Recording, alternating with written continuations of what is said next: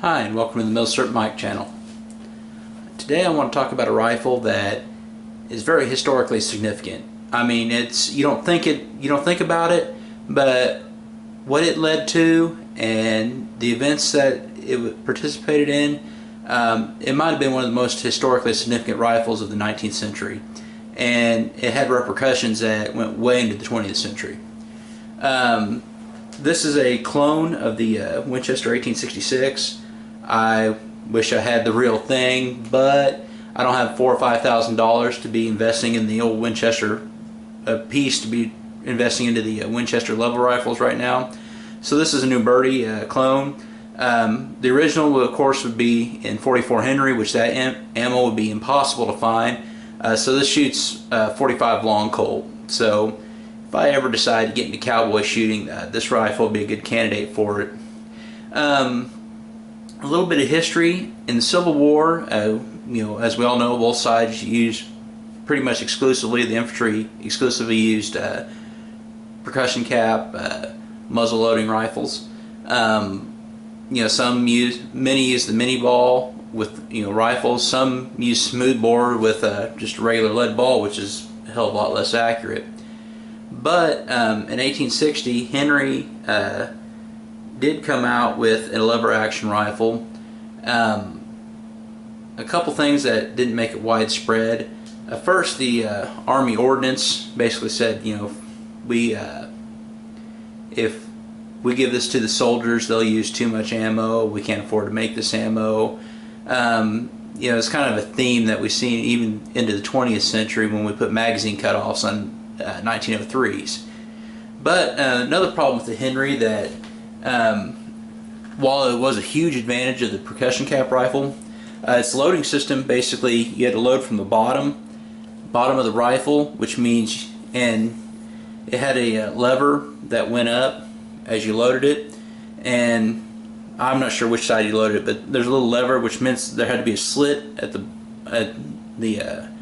tube magazine, and that meant there's no wooden handle, or there's no handle for you. So a couple things: that open slit at the bottom was a good place for mud and dirt and everything to get in, and also without a handle, another problem is, if your hand's on metal, you better be wearing gloves, or that gun's gonna get very hot very quickly. So after the war, I forget his first name, but Winchester took over the company. I believe it's a guy named King. He came up with the revolutionary rear feeding, so you could feed your magazine from the side of the receiver, which also meant you could put a hand guard on there. So this is a huge improvement over the rifle.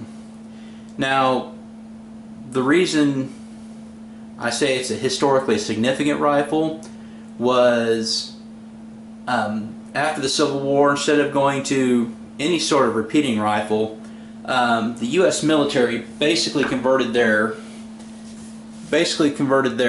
percussion cap rifles to just various forms of trapdoor rifles, which were single shot. I believe they started out in 50-70, but eventually settled on 45-70. And this particular rifle is an 1873 Trapdoor, Springfield Trapdoor. And the reason I say this, called this rifle historically significant, was, first of all, in the Battle of Little Bighorn, we all know that Custer pretty much got his ass handed to him by the Sioux. But one thing that really isn't considered in history was, while the Army were going to war with single shot trapdoors, the Sioux had repeater rifles. Now, they've done archaeological digs around the site, and they're basically just digging up casings, spent casings from the battle, and then they run forensics tests on them, and they've estimated that there was at least 200 1866 rifles, and at least, I forget if it was like 3 or 6 even 1873 rifles, which The battle happening in 1876, it was impressive that the Sioux actually had, really modern rifles, whereas, the U.S. Army was using pretty antiquated, especially on the world stage, pretty antiquated rifles. Most of Europe had bolt-action, single-shot rifles. Some of them started putting box magazines on, but most rifles around the world were still, or most militaries were still using single-shot rifles. Another thing that makes this even more historically significant, and you might wonder why the hell I have a Mosin on the table with these two rifles, it may seem way out of place. The Turks bought 50,000 of different variations of the 1866 from Winchester in the early 1870s.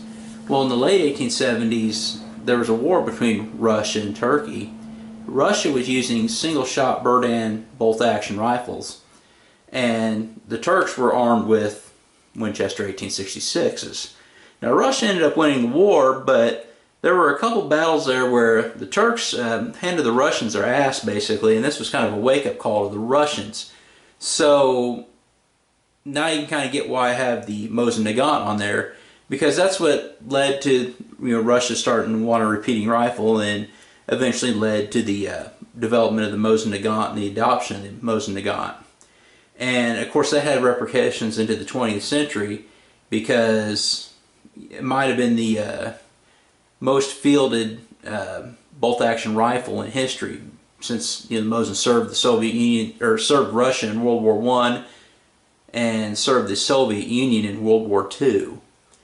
So, as you can see, the 1866 is a very historically significant rifle, and when I get out and do the shooting portion of this video, I would like to compare shooting 10 shots of the 1866 to 10 shots of my Trapdoor. I realize the results are probably going to be, I can get 10 shots off a lot quicker with the 1866. I'm just hoping I can be as accurate. Alright, I'm going to compare shooting 5 rounds of my Trapdoor to shooting 10 rounds of the Uberti 1866, which is the clone of the Winchester 1866. Now, this might go a little slower because, one, I haven't really been trained to shoot very fast with this, and two, this is an 1873 model 1873 rifle. This was made in 1878, so we're getting close to a 140-year-old rifle here that it doesn't extract, because when you open up the Trapdoor, it's actually supposed to throw the spent casing, which mine doesn't necessarily do that, so I may have to dig those out every now and then. But I'm gonna try to get 5 shots down here as quickly as possible. So, and I don't have a bandolier or anything, so I'll just be holding the spare rounds. All right.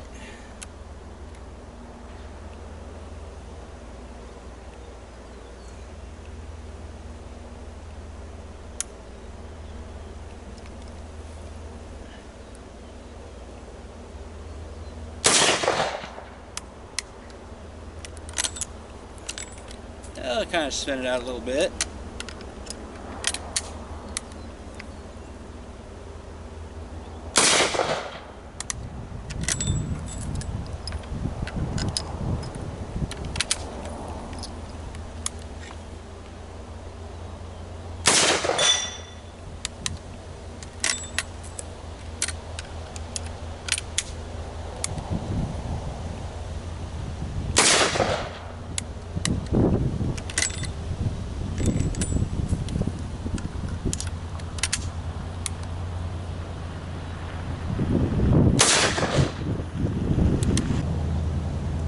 So as you can see, it's kind of cumbersome reloading that for every single shot. I only hit the gong one time, I think, out of that. But I mean, bring it down, bringing it up, trying to get it down there fast, that kind of makes that difficult to do. So let me go over here and get my lever action, and we'll see how we can do with it. I've already loaded 10 rounds in here, so we'll see what we can do with it.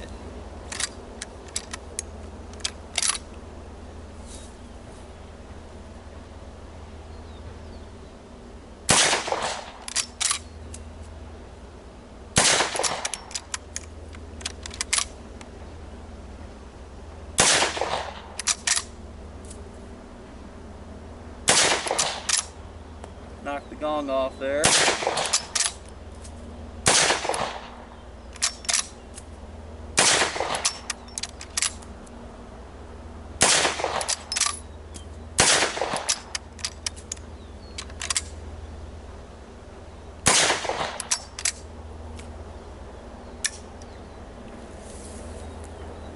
So as you can see, I could throw a lot more lead down range with the 1866, which is why, you know, the U.S. Army and the Russian Army were both looking for other alternatives after getting kind of beat up by the lever action rifles. Like throw a lot of lead down range as opposed to their single shot rifles. So I hope this has been informative for you. I hope I may have you turned you on to that. You know, the 1866 is very historically significant. If you like this video, please check a few of the others out. Please subscribe. Thank you for watching. I hope you have a great day. And one thing I would like to add on using an antique rifle like that, of course, you know, 1873. If you know anything about your history, they didn't really have smokeless powder until the 1866 LaBelle. So you want to be careful what kind of ammo you use if you shoot these trapdoor rifles. You want to make sure it says either cowboy action or, at the very least, for use in all rifles on there. You don't want to make the mistake. You don't want to make the mistake of getting that lever revolution or whatever that stuff is from Hornaday, I believe. That'll blow up your trapdoor. You know, that's for your Henry big boy rifles. So just be very cautious what you put in your antique rifles, because you don't want to blow them up. I mean, first and foremost, you definitely don't want to get hurt, and second of all, you don't want to ruin a nice artifact or a nice antique that you might have saved up for a month or two to buy. So again, please be careful when choosing ammo for your trapdoor rifle.